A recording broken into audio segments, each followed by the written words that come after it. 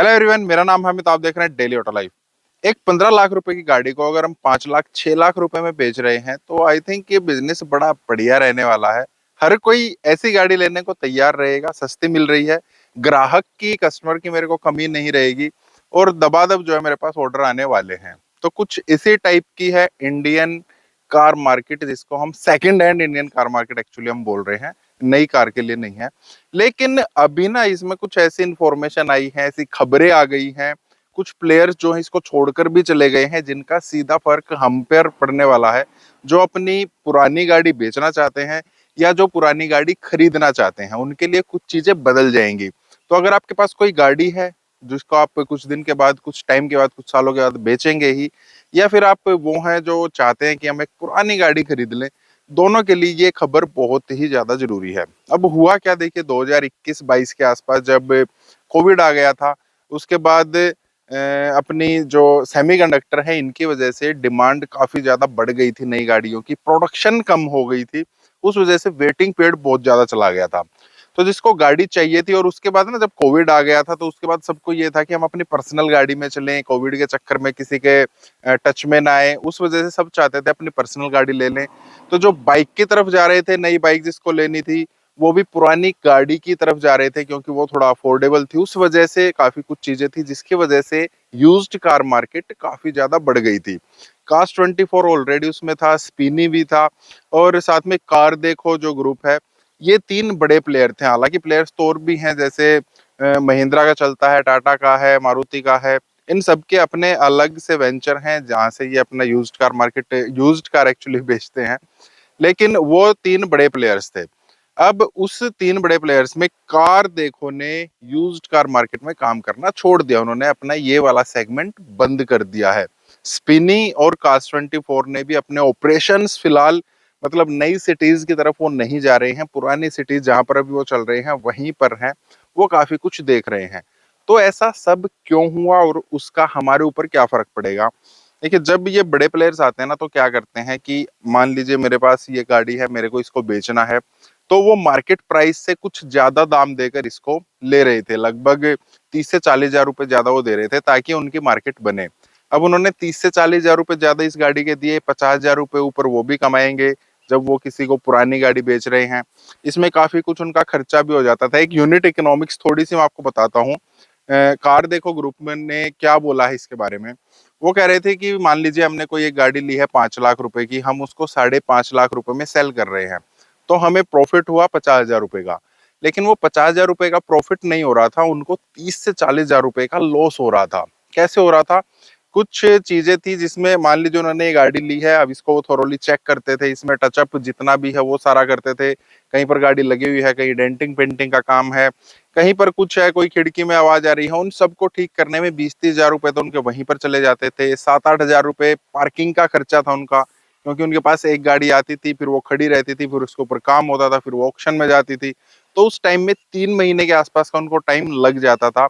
वहां पर उस गाड़ी को लगभग 7.5 से 8 हजार रुपए उसका सिर्फ पार्किंग का खर्चा उनका हो जाता था। उसके बाद मैन पावर भी उन्होंने रखनी है, मैनेजमेंट का खर्चा भी है, 8 से 10 हजार रुपए उसका भी खर्चा हो जाता था। फिर पेट्रोल डीजल का खर्चा है, ड्राइवर का खर्चा है, गाड़ी कभी इधर जा रही है, उधर जा रही है, इधर उधर हिलाना है, क्योंकि काफी सारे खर्चे हो जाते हैं। 3 महीने में 3-1 हजार रुपए का ये भी खर्चा हो जाता था।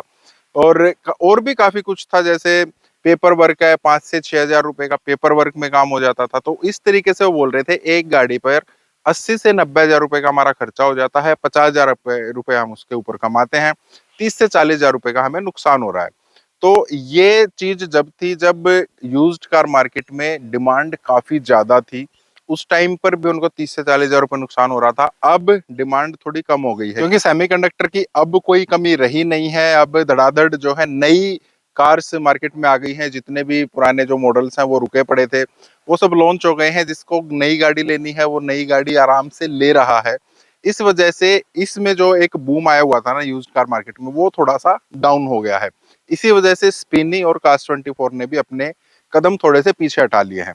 अब यहाँ पर जिनके पास ये वाली गाड़ी है, मतलब जो अपनी गाड़ी बेचना चाहते हैं, उनको थोड़ा सा नुकसान क्या है।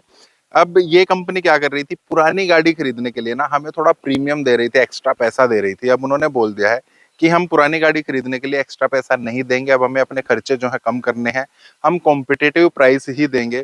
तो बहुत बार क्या होता था, हम कहीं मार्केट में गाड़ी बेचने जाते थे, किसी शोरूम पर ही बेचते थे, हमें नई गाड़ी लेनी पुरानी उनको दे रहे थे, तो उनको हम बोल देते थे यार मेरे को ना Cars24 से या स्पिनी से ज्यादा पैसे मिल रहे हैं, मैं आपको क्यों दूं, और वहां पर हम सेल कर देते थे। अब वो सिस्टम नहीं रहेगा, हर जगह आपको लगभग एक जैसा ही प्राइस मिलेगा।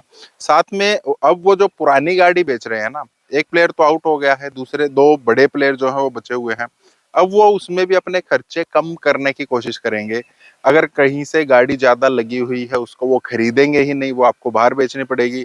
अगर छोटी मोटी कोई चीजें हैं तो उनको वो हल्का फुल्का ठीक करके हमें दे देंगे, ज्यादा पैसे वो उस पर नहीं लगाएंगे। अब इस वजह से एक फायदा पुरानी गाड़ी खरीदने वालों को क्या हो सकता है, जिस गाड़ी पर पहले 50,000 रुपए वो बचा रहे थे, उस गाड़ी पर हो सकता है वो 20 से 30,000 रुपए ही बचाना चाहें, फटाफट उस गाड़ी को बेच दे। जो गाड़ी पहले उनके पास 3 महीने खड़ी रहती थी, हो सकता है वो 5 से 10 दिन के लिए ही उस गाड़ी को अपने पास खड़ी रखना चाहे और फटाफट उसको बेच दे। एक और वजह क्या रही कि इनके ऊपर, मतलब जिस वजह से इनका बिजनेस इतना डाउन हो रहा है, वो है लोकल मार्केट जो अपनी चलती है ना, जिनको हम ब्रोकर्स बोल देते हैं, वहां पर ये उसका तोड़ नहीं निकाल पाए हैं। क्यों नहीं निकाल पाए? अब गाड़ी तो वो भी बेच रहे हैं।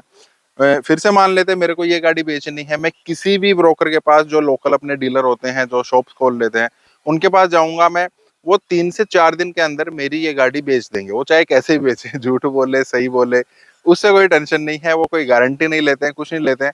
लेकिन 3 से 4 दिन के अंदर मेरी गाड़ी बिक जाएगी, मतलब उनकी गाड़ी एक किस्म से बिक जाएगी। उनके पास गाड़ी ना तो 1 महीने 3 महीने 4 महीने खड़ी रही है, ना ही उनको उसमें कुछ काम कराना, जैसी गाड़ी होती है उसी को धोकर और वो सेल कर देते हैं।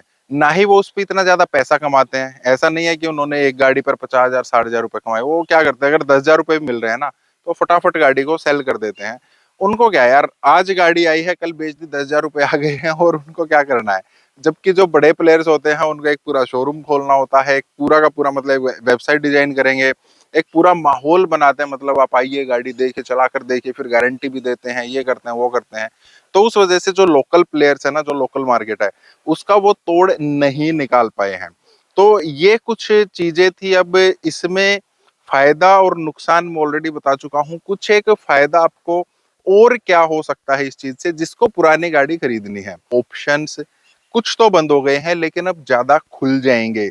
इसको हमें नेगेटिव नहीं, एक पॉजिटिव वे में ही लेकर चल सकते हैं, क्योंकि Cars24 और स्पिनी जो है वो अब थोड़ी अपनी स्ट्रेटजी को और भी एग्रेसिव बना देंगे। वो और भी सस्ते में हमें गाड़ी देंगे, क्योंकि बहुत बार क्या होता था, हम ऑनलाइन देखते थे 50-60 हजार रुपए वो हमसे ज्यादा चार्ज कर रहे हैं, लोकल मार्केट में हमें थोड़ा सा कम में मिल रहा है, लेकिन वहां गारंटी मिल जाती थी, यहाँ पर लोकल मार्केट में कोई गारंटी वारंटी नहीं मिल रही है। अब हमें थोड़े से कम पैसे में अच्छी गाड़ी मिलने के चांसेस हो जाएंगे। हम ऑनलाइन उसी चीज से घबराते थे कि वो पैसे हमसे ज्यादा ले रहे हैं, अब वो पैसे थोड़ा सा अपना कम करेंगे और हमें गाड़ी अच्छी मिल जाया करेगी। तो अब मेरा यहाँ पर क्या टेक रहेगा, आपको गाड़ी कहाँ से लेनी चाहिए, अब स्टिल कहाँ से आप ले सकते हैं। सबसे पहले तो अगर आपके कोई रिलेटिव में है, आपके कोई फ्रेंड सर्कल में है, आप वहां से ही गाड़ी लेंगे तो बेटर रहेगा। आपको धोखे की गाड़ी मिलना काफी कम चांस रहेंगे, क्योंकि उनको पता है अगर कल को गाड़ी में कोई दिक्कत आ गई ना, तो आप जाकर उनको पकड़ लेंगे। दूसरा, अगर आप लेना चाहते हैं, किसी लोकल मार्केट से लेना चाहते हैं, तो कोई आप लोकल मैकेनिक को पकड़िए जिनका आपस में कोई जानकारी नहीं है, आप उसको लेकर जाइए, कुछ पैसे आप उसको दे सकते हैं, वो आपके लिए गाड़ी को अच्छे से चेक कर देगा और आपकी गाड़ी जो है वो पता लग जाएगी कि वो किस कंडीशन में है। एक बंदा, मैंने लास्ट वीडियो में जब मैंने पहले पुरानी गाड़ी की बात की थी, मैंने बताया था कि मैं भी किसी को ढूंढ रहा हूँ अगर कोई गाड़ी चेक कर सके। तो अभी एक पर्सन है जो मैंने देखा है काफी अच्छे से गाड़ी चेक कर लेता है, वो भी थोड़ी बहुत नॉमिनल कॉस्ट है उसकी भी, उसको लेकर और वो गाड़ी किसी के लिए भी चेक कर सकता है। अगर आप चाहते हैं कोई गाड़ी लेना, और दिल्ली एनसीआर में एक्चुअली वो सिर्फ आ सकता है आपके लिए गाड़ी देखने के लिए। अगर आप चाहते हैं कि आपके लिए एक उसकी मीटिंग फिक्स करा दें, तो मेरे को आप मेल कर सकते हैं या इंस्टा पर कांटेक्ट कर सकते हैं। वहाँ से क्या उसके चार्जेस हैं, कैसे क्या कहाँ पर क्या मिल सकते हैं, वो सारी डिटेल्स मतलब वहाँ पर हम बात कर सकते हैं। बाकी क्या लगता है आपको, जो ये न्यूज़ आई है इसके बाद यूज्ड कार मार्केट किस दिशा में बढ़ने वाली है, वो आप कमेंट बॉक्स में जरूर बताइएगा। इस टाइप के और वीडियोज के लिए आपके वीडियो को लाइक करना, चैनल को सब्सक्राइब करना। मिलते हैं next video. Thank you, bye bye.